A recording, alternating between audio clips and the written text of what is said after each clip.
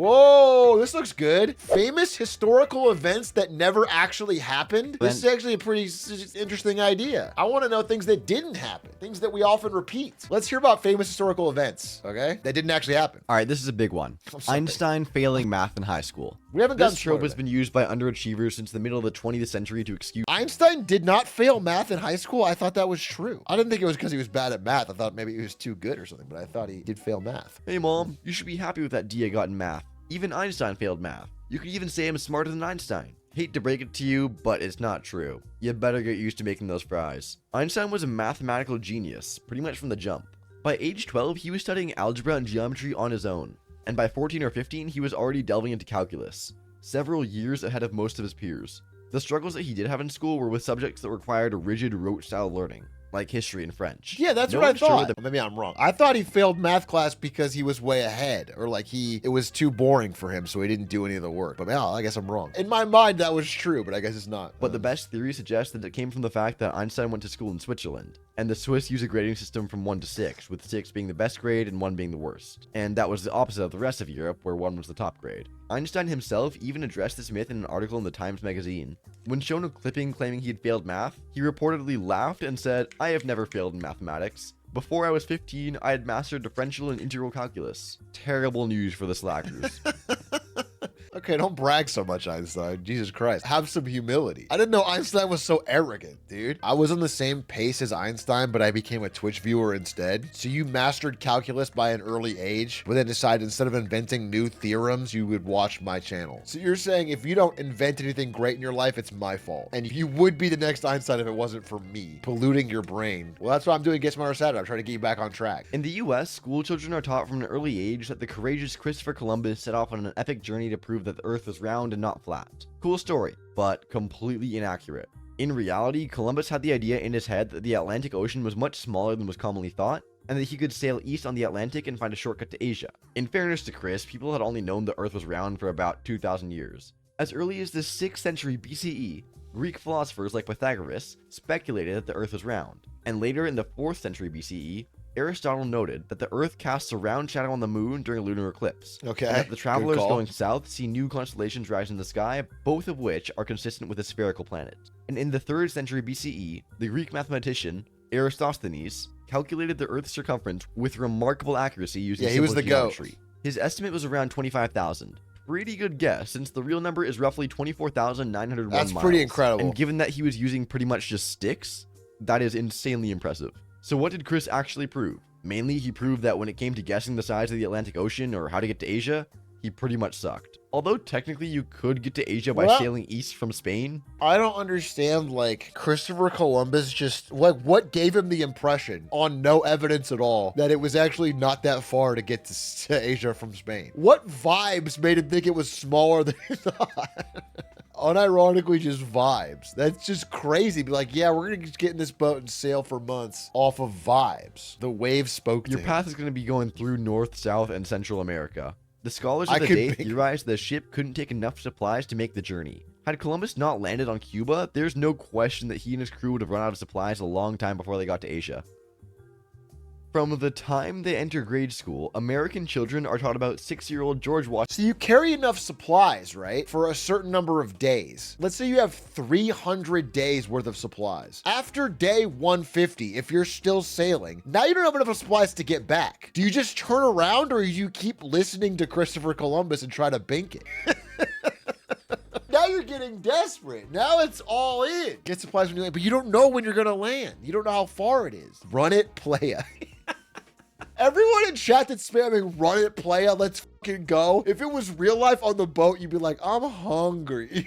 Chris, I'm hungry. Why don't we turn back? I'm hungry. This is a dumb idea. Like, none of you would actually live by your principles, bro. You would be so, I'm fucking hungry. And then going out and chopping down his father's cherry tree. When his father asked who did it, because, yeah, apparently seeing a 6-year-old boy holding a hatchet that was dripping with cherry tree sap wasn't enough of a clue. Young George replied, I cannot tell a lie. You know I cannot tell a lie. I did cut it with my hatchet, and instead of getting angry... I love this story because the idea that a parent would come home, see their kid holding an axe, see a tree chopped down, and the kid would think he could lie their way out of it.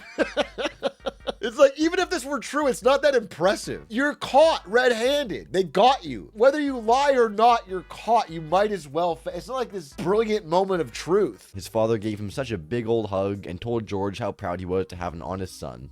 Before we get to how this story isn't true at all, can we start with the obvious question? Is he gonna say that? Namely, who in the hell gives an axe to a 6-year-old child? I know gift options were a lot more limited back then. No video games, no Hot Wheels.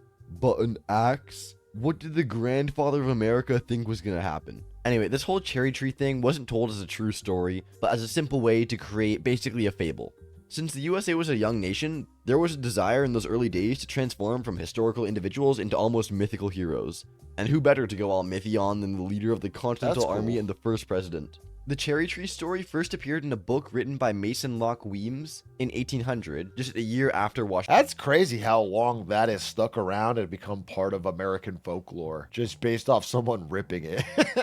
This guy called his shot. I'm going to make a fable that becomes part of American society, and he just did it. This is Jason the Ween's grandpa, that's correct. And the first clue that the story was BS? This was the 5th edition of the book, but the first time the cherry tree was mentioned. Anyway, yeah, just crazy how it got so popular. The Chicago Fire. The Great Chicago Fire of 1871 is one of the most infamous disasters in American history, taking over 300 lives and leaving over 100,000 residents homeless. And if you remember hearing about the fire, it's almost certainly because you know the story of Mrs. O'Leary's cow knocking over a lantern and kicking off the whole shebang. And since buildings in the 1800s were mainly constructed of dry wood and oily rags, it didn't take long for the bovine blaze to grow, eventually jumping the Chicago River and destroying much of downtown Chicago. And how did the cow get the blame for this horrific event? Well, by now you may not be surprised to find out it was completely made up by an unscrupulous newspaper reporter who was looking for clicks. Or, as they called it back then, selling newspapers. Fake news. The story had 4 of the things that Americans hated the most. Mrs. O'Leary was poor, she was Irish, she was Catholic, and last of all, she was a woman. People were looking for a convenient... There's this big disastrous fire. Everyone's kind of pissed off. How can we blame it on a poor Irish Catholic woman? Really her cow, though. The story's main promoter was a journalist named Michael Ahern, who later admitted that he made up the whole cow kicking the lantern detail to spice up his report. But that admission was too little too late, because the cow story had already taken hold and started to grow some seriously deep roots. Yeah. Many investigations were done in the following years, but the exact cause could never be determined. They did establish that the fire began near or in the O'Leary's barn, but there is no solid evidence that Catherine O'Leary or her cow had anything to do with it. Wait, Catherine always said that she was... So it did start near her barn.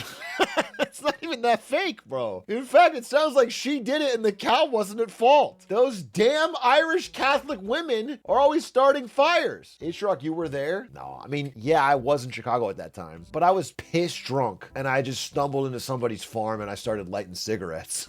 So it couldn't have been me. I was busy smoking and then tossing out. For all we know, it could have been careless smoking by a goat or a grease fire in the kitchen by one of the pigs. Over time, historians have come up with a couple of pretty solid theories about the fire.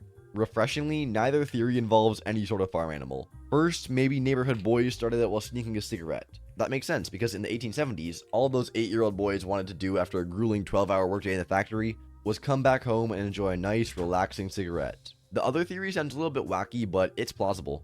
A meteor shower could have sparked fires across the region, in Michigan and Wisconsin.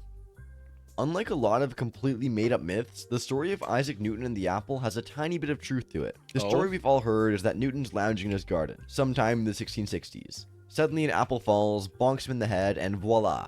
Newton immediately had the fully formed universal law of gravitation ready to publish. The truth is, as Newton said later in life, he was sitting in his garden after dinner, drinking tea underneath an apple tree. When he saw an apple fall to the ground, he began to think about the force that made the apple fall straight down, not side to side and not at an angle. But it wasn't a eureka moment. It was just one step on a journey that would take over 20 years and culminate with the publication of his Principia Mathematica in 1687. There was a lot more to it than getting smacked by an apple. That one seems pretty true then. I mean, I don't think anyone actually thought that he wrote it all down instantly. It was like that it inspired. That one seems like roughly true. You did? You thought he shouted, Eureka, I've got it. By the way, why does it take 20 years? Like, I see something fall and I go, okay, that's gravity. Done.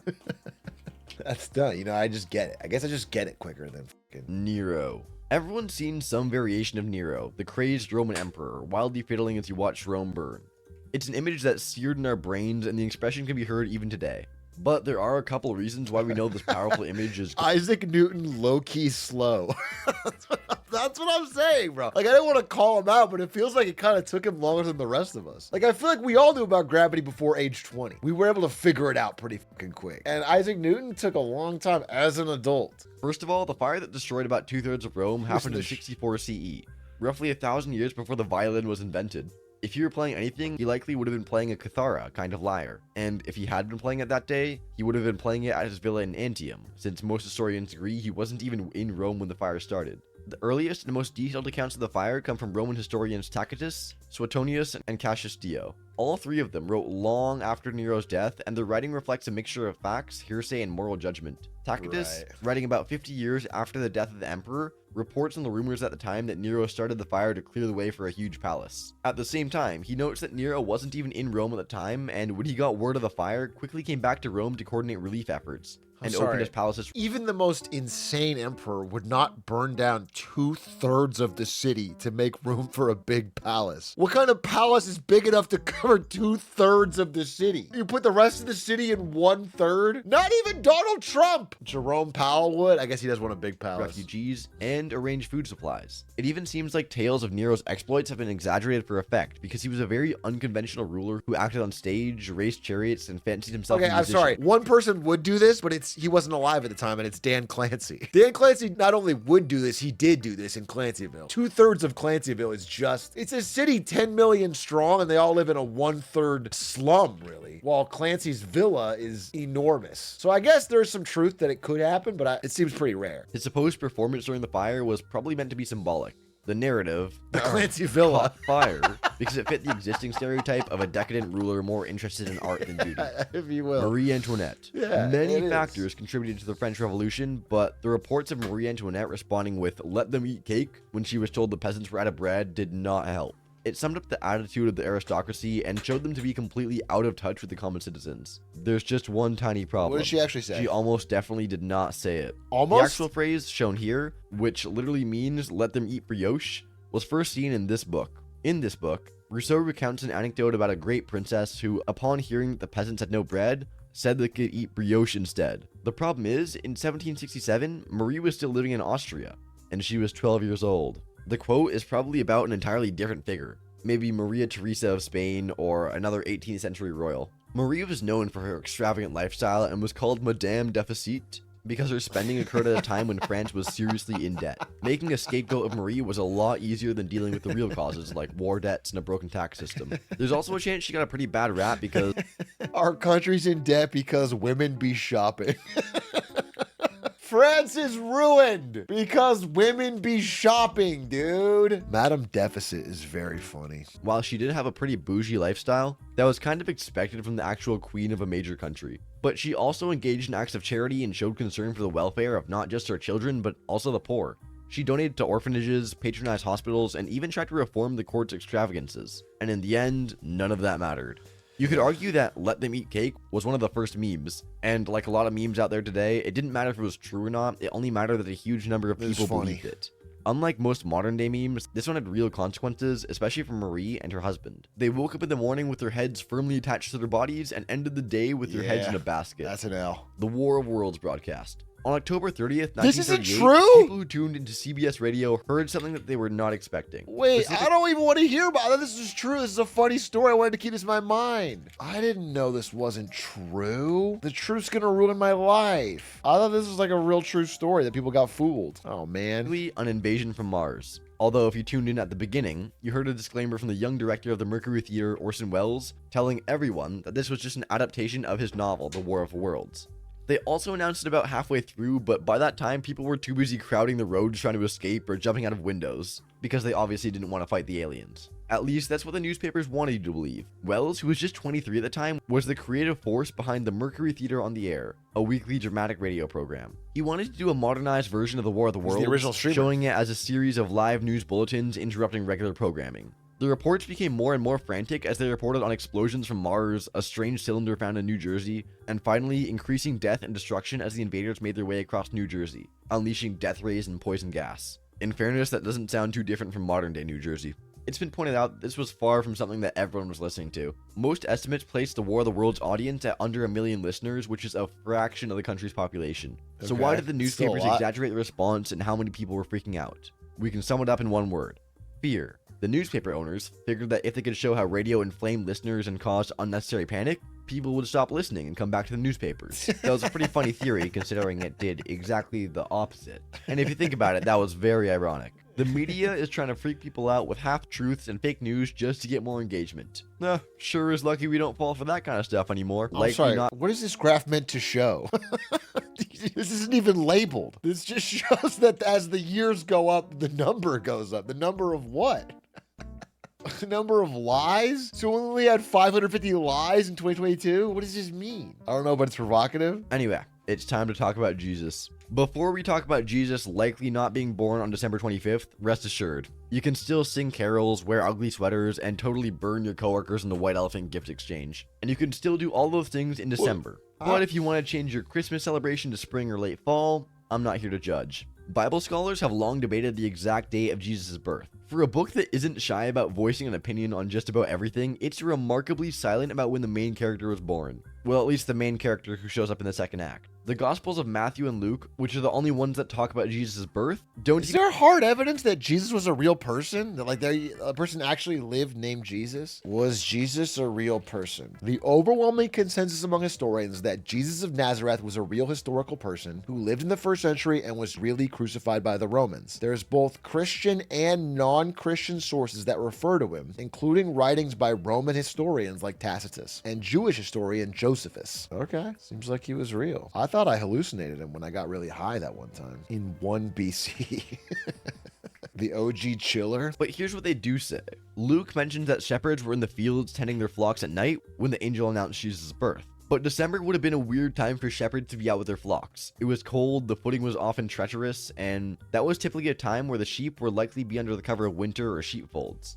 Of course, because it's religion, not everyone agrees. The Eastern Orthodox Church celebrated on January 6th, and others celebrated in the spring or fall, like March 25th, April 6th, or like September. So why the 25th? Well, the kids are out of school, travel's often treacherous, and everyone looks better in a sweater. Or another explanation is that the Christians and Roman Emperor Constantine kind of borrowed the date from two very popular pagan holidays. Yeah, they just took Sol the pagan Invictus, holidays, right? which honored the sun god and took place around the winter solstice, and Saturnalia, a week-long festival of gift-giving, feasting, and general debauchery that ended around December 23rd. Just and yoink by it. repurposing those holidays, they hope to convert some more people to the cause and celebrate the Son of God instead of the sun.